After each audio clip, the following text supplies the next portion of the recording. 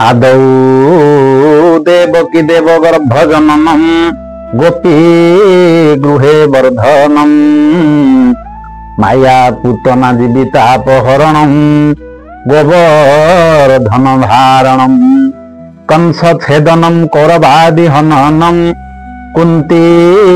तनुजावनम एतद् भागवतम पुराण कथितम श्रीकृष्ण लीलामृत श्रीकृष्ण लीलामृत।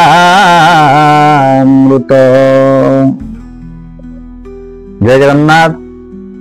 सुस्वागत प्रिय बंधुगण। आज हूँ पवित्र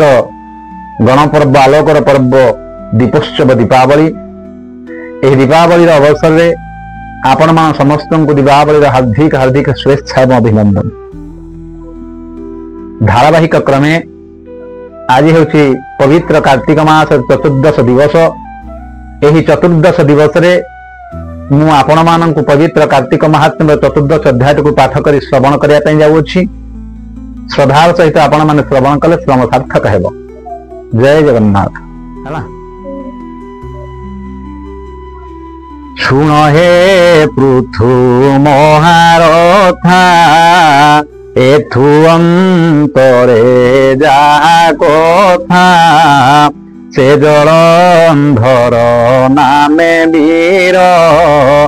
शिव संगते युद्ध तार दिन को दिन युद्ध बलि हर असुर रणे कली हेमंते सिंधु राजा सुत युद्धे देखिले विपरीत समर सुख पाई रणे नृत्य करती क्षणे क्षणे ता देखी सागर तनय मनरे उपजिला भय विचार कला हृद मध्य एहाकु के जिणिब युद्धे शत्रु को भय नाही किछि समरे नृत्य करूअछि एणे अजय सुर पाणी माया न कले मोहे जिणी एते विचारी दैत्यराय माया रे रचिला उपाय समर झाड़ी बेगे गला घड़ी के बाहुड़ी ओइला पार्वती रूप प्राय करी रथे बसाई एक नारी प्रवेश हेला आशीरणे देखंती सर्व शिव गणे रथे बसाई दिव्य नारी बांधी पाद पानी धरी शंभुनी शुंभ देनी भाई तांको गोचरे देला नहीं से महाजुवती की धरी कोपे चापुड़े मुखे मारी भर्त्सना करी दियंती गाड़ी बिकले कांदु अछि बाड़ी मत को किल प्राय बाणी बोलई रख सुड़ पानी हे रुद्र गणे गणपति कुंभे देखते एड़े शास्ति हे मोर पुत ऋतु मुख तू देखु अछु एते दुख नंदी भंगी रे महाकाल धिकत हेउ तुम्भ बल आम्भंकु धरी आनी रागे दंड देउछि तुम्भ आगे एहा जे अर्जिथिली मोहि ईश्वर पाय प्रति पाई हे प्रभु तोल चरण केमंते सहु अछ ताहा असुर गंजु अछि मते तुम्भे जिंस किनी मंते पारिले मते रक्षा कर नहिले रणु अपसर हेमंत बोली कांदी कांदी ईश्वर बड़ वीर्य निंदी शुणी सकल शिव गणे तरस्त हेले जणे जणे के शस्त्र न पारंती धरी असुर छिद्र पांच मारी शिव जे सत अपमान बहुत दुख जात मने निज धैर्य निंदा करी अधोबोध नेत्री पुरारी बोलंती धरणी की चाहे कि कर्म कलाणी विहे एड़े विवाद केउ अर्थे से तो पड़िला शत्रु हाथे किंपा होइला एड़े कर्म सत जे चारि जुगे धर्म असुर कले केउ तप पार्वती अंगे नाही पाप तेबे पार्वती हेउ पारी से ताकू दंडु अछि धरी से शंभुनी शुंभु राक्षसे मरंतु गौरी सकाशे हेमंत बोली साप दे पुणी चिंतिले उमा साई ए सर्व मिथ्या हेब परा से अग्निकांति उग्र तारा तांकु छुईबे काहि दैत्य हेमंत बोली कले नृत्य ता देखि दैत्य जलंधर बिंधिला कोटि कोटि सर ବରଷା କାଳେ ଯେହ୍ନେ ଜଳ ବୃଷ୍ଟି କରନ୍ତି ମେଘମାଳ ସେହି ପ୍ରକାରେ ସିନ୍ଧୁଚ୍ୟୁତ ବାଣ ବିନ୍ଧିଲା ଅପ୍ରମିତ ଈଶ୍ୱର ଅଙ୍ଗେ ବାଣ ପଡ଼ି ଯେସନେ ପର୍ବତକୁ ହୁଏ ସରେ ଶରୀର ହେଲା ଗୋପ୍ୟ ତା ଦେଖି ଶିବ କଲେ କୋପ୍ୟ ରୁଦ୍ର ସହିତ ସୁର ପାଣି ଜ୍ୟୋତି ଯୋଗାନ୍ତ ଅଗ୍ନି ଜିଣି ନିର୍ଭୟ ବିଜେ କଲେ ଯୁଧେ ଯେହ୍ନେ ମନ୍ଦିର ସିନ୍ଧୁ ମଧ୍ୟେ ସେହି ପ୍ରକାରେ ଅନ୍ଧକାର ରିମ୍ପୁମନ୍ଥନ ସୁରଧର ମାରନ୍ତି ଅସୁର ସୈନ ଯେହ୍ନେ ବତାସରମ୍ଭାବନ ଲୋଟି ପୋଡ଼ନ୍ତି ଭୂମି ଗତେ ଯେହ୍ନେ ଈଶ୍ୱର ସୁର ଘାତେ ପଡ଼ିଲେ ଅନେକ ଅସୁର ତା ଦେଖି କୋପେ ଜଳନ୍ଧର ବିନ୍ଧଇ ଅସଂଖ୍ୟ ଯେ ବାଣ ଅଗ୍ନି କୁଢ଼କୁ ଯେନେ ତୃଣ ଅସୁର ସହ ସେହି ରୂପେ ଦଗ୍ଧ ହୋଇଲେ ରୁଦ୍ର ତାପେ ମହାବୃଷ ଭାତ ଜାତେ ଦୈତ୍ୟ ପଡ଼ନ୍ତି ମହାଘାତେ ଅସ୍ଥି ମାଂସ ମିଳି ଦଳି ରୁଦ୍ର ତେଜରେ ଯାନ୍ତି ଜଳି ତା ଦେଖି ନିଶାଚର ଧାତ ପଳାନ୍ତି ନଦୀ ସଇ ବାଟ ଗରିଷ୍ଠ ଦୈତ୍ୟ ମାନେ ଥିଲେ ରାଜାଙ୍କୁ ଛାଡ଼ି ପଳାଇଲେ ସୈନ୍ୟ ଅଭାବେ ଜଳନ୍ଧର କ୍ଷତ୍ରିୟ ରାଣ ମହାବୀର ମରଣେ ଉପେଖିଲେ ଶଙ୍କା ତାର ବିରୋଧ ରଣରଙ୍କା ପରିଘ ଘେନି ପଣଚଣ୍ଡେ ପିଟିଲା ରୁଦ୍ର ରଥ ଖଣ୍ଡେ ଧୁନି ଶୋଭିଲା ଘଡ଼ଘଡ଼ି ବୃଷଭ ମୃଚ୍ଛା ଯାଇ ପଡ଼ି ବାହାନ ଭାବେ ଈଶ୍ୱର ହେଲେ ଅତ୍ୟନ୍ତ କ୍ରୋଧଭର ବିଷ୍ଣୁ ଆୟୁଧେ ସୁଦର୍ଶନ করে ଧରିଲେ ତ୍ରିଲୋଚନ ବିଶ୍ୱମୂରତି ଯେ ପ୍ରକାଶୀ କାଳ ପୁରୁଷ ପ୍ରାୟ ଦିଶି ସ୍ୱଭାବେ ଅନନ୍ତ ପୁରୁଷ ଅସ୍ତ୍ର ସଂହାରୀ ବିଶ୍ୱବାସ ତାର ଶିକରେ ବିଷ୍ଣୁ ବାଣ ବିଶେଷ ଦେବଙ୍କ କିଙ୍କର ସେ ଚକ୍ର ଦଣ୍ଡ করে କାଟି ତେଜ ବ୍ରହ୍ମାଣ୍ଡ ଖଣ୍ଡ କୋଟି ଦୈତ୍ୟ ନାଶନେ ଦେବ କାଶୀ ଚକ୍ରକୁ ବେଶିଲେ ଆକର୍ଷି ଶବଦ କଲା ରସ ଦିଶେ କମ୍ପିଲେ ଧରଣୀ ଆକାଶେ ପ୍ରଖର ତେଜ ଜ୍ୟୋତି ଦେଖି ଦୈତ୍ୟ ବୁଝିଲେ ବେନି ଆଖି ଚକ୍ର ପଡ଼ିଲା ବକ୍ଷସ୍ଥଳେ ଯେହ୍ନେ ଚଡ଼କ ଗିରିମାଳେ ତେହ୍ନେ ଶବଦ ପରଚଣ୍ଡ ଛିଡ଼ିଲା ଜଳନ୍ଧର ମୁଣ୍ଡ ଶିର ଶରୀର ଏକାବେଳେ ରଥ ପଡ଼ିଲା ଟଳି ପଡ଼େ ଧ୍ୱନି ଶୁଭିଲା ତିନି ପୁରେ ଚକ୍ର ମିଳିଲେ ହର କରେ ଅସୁର ମୁଣ୍ଡ ତଳେ ପଡ଼ି ଉଷ୍ଟେ ଅଳପ ଦନ୍ତ ଭିଡ଼ି ନୟନ ଚାହିଁଲା ତରାଟି ଦେଖିଲା ଶିବ ରୂପ ବଟି ତାର ଶରୀର ଜ୍ୟୋତିର୍ଲିଙ୍ଗେ ପଶିଲା ଯାଇ ରୁଦ୍ରଙ୍ଗେ ସେ ତାର ନାରୀ ବୃନ୍ଦାବତୀ ଅଗ୍ନିରେ ଝାସି ଥିଲା ସତୀ ତା ଆତ୍ମା ଅନ୍ତରିକ୍ଷେ ଥିଲା ଗୌରୀ ଅଙ୍ଗେ ସମ୍ଭାଇଲା ଦେଖନ୍ତି ସର୍ବ ଦେବତାଏ ଶୂନ୍ୟ ଶୋଭିଲା ଜୟ ଜୟ ବ୍ରହ୍ମା ସହିତ ସୁରମୁନି ବିଶେଷ ପୂଜା ବିଧି ଘେନି ଆସି ମିଳିଲେ ଶିବ ପାଶେ ଜୟ ମଙ୍ଗଳ ନାଦ ଘୋଷେ ବିବିଧ ଉପହାର ଦ୍ରବ୍ୟ ଶିବଙ୍କୁ କଲେ ସମର୍ପିତ ସ୍ନାନ କରାଇ ଗଙ୍ଗା ନୀରେ ଅଙ୍ଗ ମଣ୍ଡିଲେ ଅଳଙ୍କାରେ ପୁଷ୍ପ ଚନ୍ଦନ ଗନ୍ଧ ଧୂପ ପଞ୍ଚ ଆଳତି ହୋମ ଦୀପ କଟାଳାସରେ ଅର୍ଘ୍ୟ ଦେଇ ଶିବଙ୍କୁ ସନ୍ତୋଷ କରାଇ ସ୍ତୁତି କରନ୍ତି ଦେବଲୋକ ବୋଲନ୍ତି ନମ ତ୍ରିୟମ୍ବକ ନମ ଈଶ୍ୱର ନମ ଶିବ ତୁ ଦେବ ଦେବ ମହାଦେବ ସର୍ବଦେବଙ୍କ ଶିରୋମଣି ନମୋ ଶଙ୍କର ଶୂଳପାଣି ତୁ ଦେବ ଆଦି ମହେଶ୍ୱର ବୃଷଭ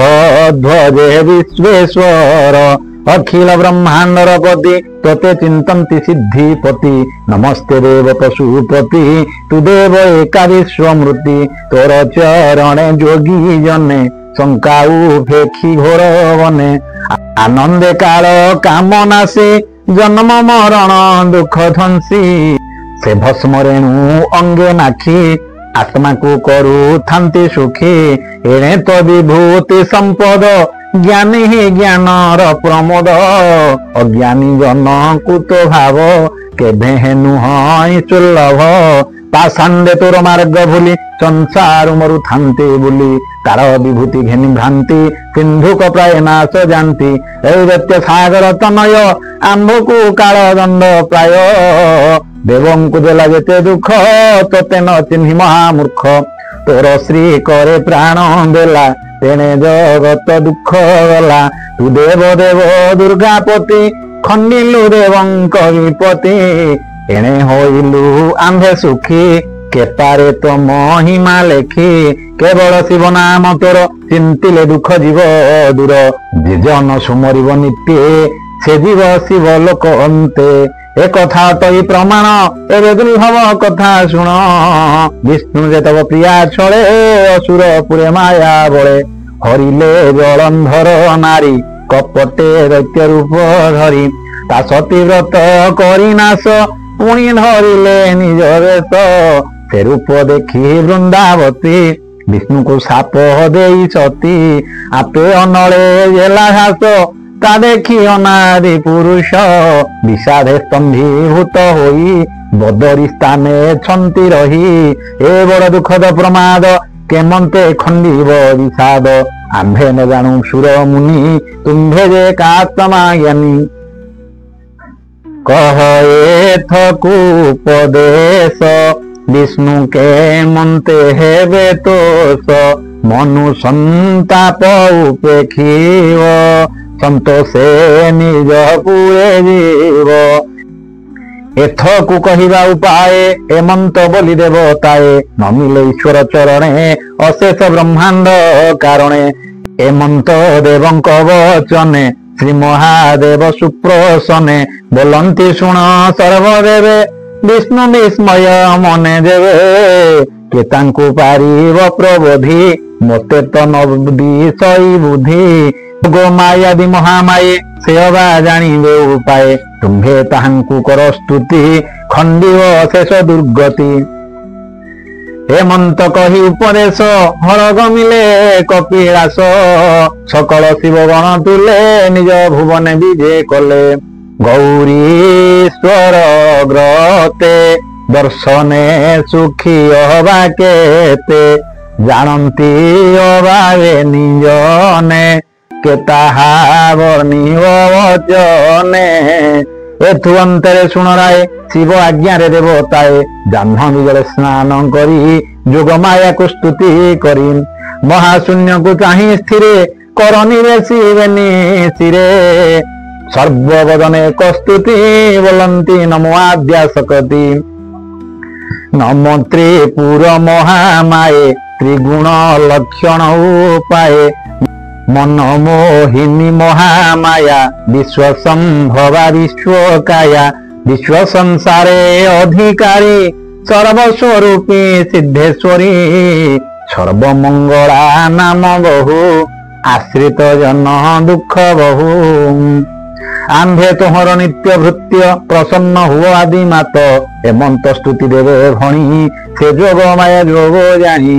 ଆକାଶେ ହୋଇଲେ ଉଦୟ ଜାଜୁଲ୍ୟ ତେଜ ଜ୍ୟୋତିମୟ ଯେ ଶନି ନିର୍ଧୂମ ଅନଳ ବିରାଜେ ଗଗନ ମଣ୍ଡଳ ଦେଖନ୍ତି ସର୍ବଦେବ ଗଣ ଆକାଶେ ଉଚ୍ଛୁଳେ କିରଣ ତେଜ ବିକାଶେ ରସ ଦିଗେ ରବି ମଣ୍ଡଳେ ଅଗ୍ନି କିସେ ଯେମନ୍ତେ ବିରାଜଇ ପ୍ରଭା ଜହ୍ନେ ଅସୁର ରତ୍ନ ଆଭା ସେହି ସ୍ୱରୂପେ ମହାମାୟେ ବୋଲନ୍ତି ଶୁଣ ଦେବତାଏ ମୁହିଁ ଜାଣିଲି ତୁମ୍ଭ ମନ ଜେଣେ ସନ୍ତୋଷ ଭଗବାନ ଏ କଥା କହିବା ବିଚାରି ସଂସାରେ ତିନି ରୂପ ଧରି ହେମନ୍ତ କହି ମହାଦେଇ ଅନ୍ତେ ବିଦ୍ୟୁତ ପ୍ରାୟ ଯାଇ ଗଗନେ ହୋଇଲେ ଅଦୃଶ୍ୟ ପୁଣି ଭୂମିରେ ପରିବେଶ ମିଳିଲେ ତିନି ରୂପ ଧରି ନାମ ସାରଦା ଶ୍ରୀ ହରି ଶ୍ଵେତ କୁସୁମ କୃଷ୍ଣ କାନ୍ତି ତ୍ରିଲୋକ ମହନ୍ତ୍ରୀ ତ୍ରିମୂର୍ତ୍ତି ଦେବଙ୍କ ଆଗେ ଉଭା ହୋଇ ବୃକ୍ଷର ବୀଜ ତାଙ୍କୁ ଦେଇ ତିନି ହେ ଦେଲେ ତିନି ମୁଠି ହୋଇବେ ଏଣେ ବିଷ୍ଣୁ ତୁଷ୍ଟି ତାଙ୍କ ସନ୍ନିଧେ ନେଇ ପୁଣ ସନ୍ତୋଷ ଦେବେ ନାରାୟଣ ଏ ବିଜୁ ହେବ ଯେଉଁ ବୃକ୍ଷ ତେଣୁ ସଂସାର ଜନେ ମୁଖ୍ୟ ଦେବଙ୍କ ମଙ୍ଗଳ ନିମନ୍ତେ ଏ ବନସ୍ପତି ତ୍ରିଜଗତେ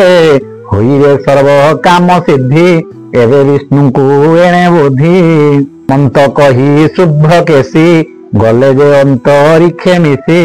ତହୁଁ ସକଳ ସୁର ମୁନି ତ୍ରିବନସ୍ପତି ବୀଜ ଘେନି ଚଳିଲେ ନାରାୟଣ ପାଶେ ସେ ସଙ୍ଗେ ମହାଦେବ ଦାସେ ସର୍ବେ ଦେବଙ୍କ ସଙ୍ଗେ ଥିଲା ବିଷ୍ଣୁ ଦର୍ଶନେ ନିସ୍ତରିଲା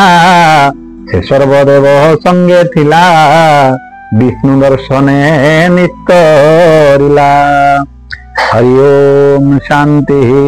इति श्रीपद्म पुराणे उत्तरखंडे कार्तिक महात्म्ये जलंधर वधो नाम चतुर्दशोऽध्यायः। सर्वे भवन्तु सुखिनः, सर्वे सन्तु निरामया, सर्वे भद्राणि पश्यन्तु, मा कश्चित् दुःखभाग् भवेत्।